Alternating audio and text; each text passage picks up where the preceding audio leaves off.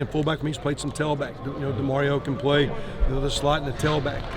Back in the day, Jalen Gill's done some of that. So the deal is you just don't need to over-rep Steele. Marcus is coming off his injury. We've got Xavier Johnson's been back there playing. And so, we'll end up having, 3-4 by the time the signee comes back and the guys will healthy. We'll be back to a good complement of 4 or 5, really 6, 7 bodies. But right now, and you also want to make sure you have quality reps. So we did a little bit of that today where, Mitch got his stuff a little, and DeMario, and that's really, we can expand. We've wanted to expand a package for DeMario that never has really taken off. We've wanted to. I've actually wanted to do that with Mitch. Had a kid at Oklahoma, a couple of them. That were kind of fullbacks with DeMarco Murray, and all of a sudden we moved DeMarco out, and the fullback was a running back, and then the next play was 2-back. And so there's a role for Mitch maybe. So this gives Mitch an opportunity to play in the backfield a little bit, but he's still a tight end. It gives DeMario to play a little bit of receiver time. We'll just work through the reps. The real deal is we just don't need to load up Steel Chambers, and get him through the deal. Kevin, I know you can't say much about Master Teague, but what can you tell us? Are you optimistic that it's not too serious? I'm always optimistic. So you think you will have him for the start of the season if you had to guess? I would think so. But time will tell. And I think the worst thing you can do, and I've for years I've said, when someone says it's a 6-month injury, what happens if some guys just heal slower, and all of a sudden that kid or that family thinks he's behind? It's a 2-week ankle injury, and all of a sudden it takes 4. And then you start thinking, some guys just they heal faster, their bodies recover faster. Sometimes they get treatment better than others. Sometimes the injury's a little bit worse than you think. So to say there's a specific timeline, but I think the timeline of what it looks like that's one of the reasons why we do some of these practices before spring ball. You get a chance to get them back.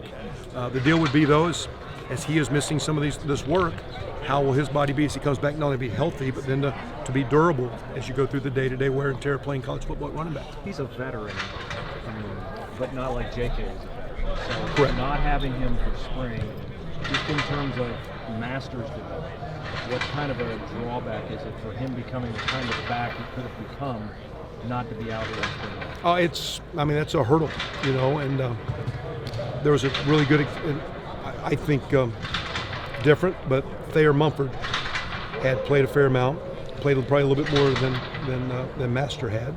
But Thayer last year, coming off a back injury, was really limited through spring with not only the practice but the workouts. And then in summer, and even though Thayer had a good year, it maybe wasn't as good as he really is because he couldn't train. So that's going to be the issue, is as Master gets healthy, how can he cheat the system of getting healthy and also getting better? I always use the analogy that when you're hurt, you want to get better. I didn't say get healthy. You want to get healthy, but you want to get better. So you want to become a better ball carrier without running the ball.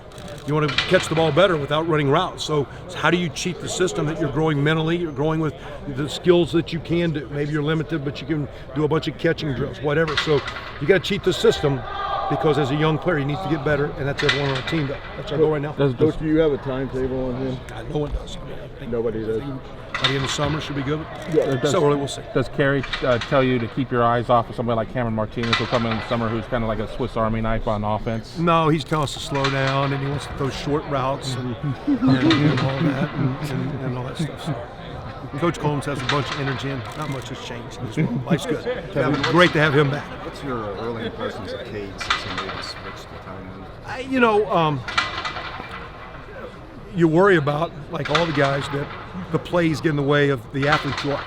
I think sometimes as we went through some stuff in winters, he looked sometimes to me, you could tell a quote fish out of water, like to see him be a little bit more smoother, fluid, but when you got out playing ball, you can tell he's a natural good football player, a good basketball player. Guy's played a lot of ball, with his family and his dad's background always, so when we get out running around, he naturally kind of finds the right place, and he might look a little out of control or out of whack, and he's kind of doing it on the run, but he's a good football player. I think it's going to be a good move for him and a good move for us. Got a lot of work to do, but he's going to be good. Why'd you move him?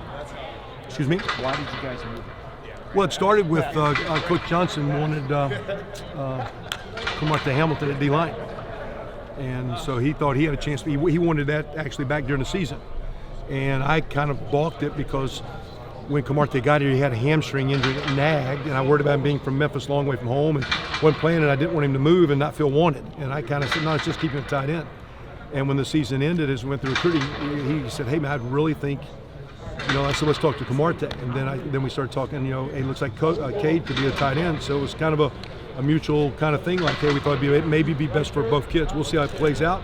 Short term looks good, but it kind of started with Coach Johnson's suggestion of maybe wanting to look at a tight end and wanting to balance our room out. And I was told when we recruited Kade, I was never allowed to go see him because the recruiters thought he could be a good tight end, and if I walked in the building, it'd be a bad deal. So I was dying to watch him play high school basketball, and I was prohibited from doing so. So it was a trade, basically, straight up trade. Whatever, Hamilton for Stover. But it really just started. Coach started with Coach Johnson. We thought Kade could, but Coach Johnson really thought, let's give Camarte a chance. And I thought Camarte was going to be a physical, good-looking, but Camarte was dieting, weighing 265, 268. He was kind of outgrowing the spot.